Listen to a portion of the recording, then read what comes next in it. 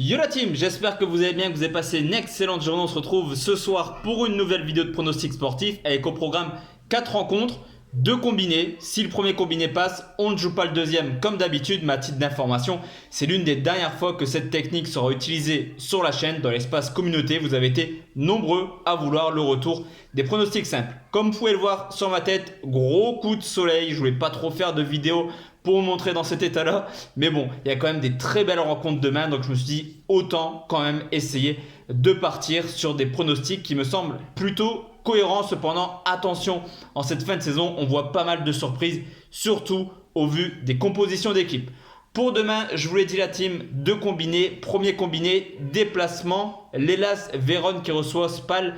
Le 9e qui reçoit le 20e. Pour l'Hellas Vérone, objectif, rester dans le top 10. Pour Spal, plus rien à espérer, ils vont terminer bon dernier à la fin de saison. Surtout qu'à domicile, l'Hellas réalise une bonne petite saison. 8 victoires, 5 nuls, 5 défaites, au contraire de son adversaire du jour qui avec 10 points pris sur 18 rencontres est tout simplement la plus faible équipe à l'extérieur. Déjà 14 défaites en 18 matchs et également la plus mauvaise attaque avec seulement 11 buts marqués.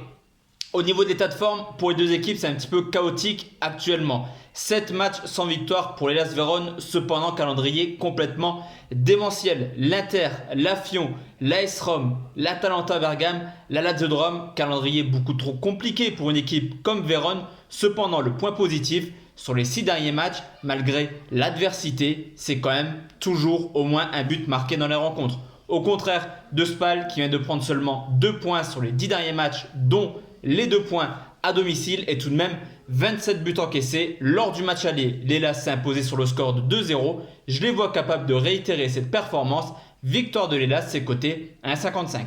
Je combine cette rencontre avec forcément un deuxième match en Italie où l'Udinese reçoit Lecce, le 13e contre le 18e. Lecce qui a 4 points de retard sur le Genoa. Une victoire ou alors ils descendent. À domicile, Udinese a plutôt un parcours homogène, 6 victoires, 6 nuls, 6 défaites. Cependant, c'est seulement la 19e attaque avec 17 buts marqués.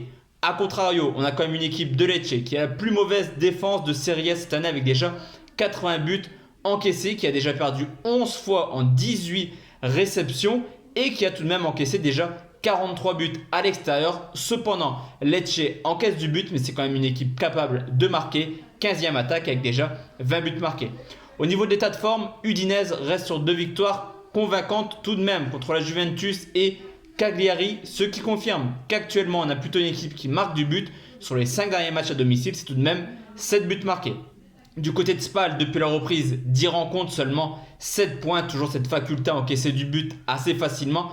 24 buts encaissés, mais là aussi on a plutôt une équipe joueuse, en tout cas du côté de Lecce qui vient de marquer 13 fois sur les 10 derniers matchs. D'ailleurs Lecce en 18 déplacements cette année, 14 fois au moins 3 buts. Vous me voyez venir, plus de 2,5 buts entre Udinese et Lecce, c'est coté à 1,50 et ça nous fait un premier combiné à 2,33. Place maintenant la team au deuxième combiné. On va au Torino qui reçoit l'AS Rome, le 16e contre le 5e.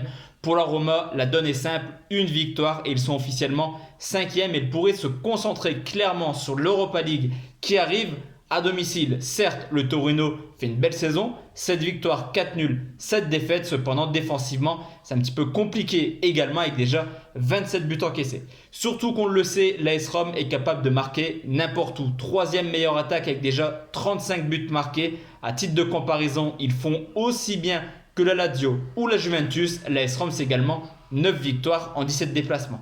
Depuis la reprise, le Torino marche un petit peu au ralenti. 12 matchs, 11 points seulement. Ils ont réussi l'exploit également de faire match nul contre Spal. Contre les grosses écuries, c'était tout simplement une défaite. Contre l'Inter, la Juve et la Lazio. Au contraire de l'AS Rome qui, après des débuts assez timides, enchaîne les victoires. 5 victoires, 1 nul sur les 6 derniers matchs. Alors certes, l'AS Rome a perdu 2-0 lors du match aller avec un doublé de Belotti. Cependant, l'AS Rome a déjà montré qu'ils étaient capables de s'imposer au Torino. Il reste sur 2 victoires de suite.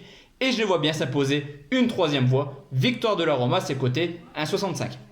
Et enfin, je combine cette rencontre avec un dernier match.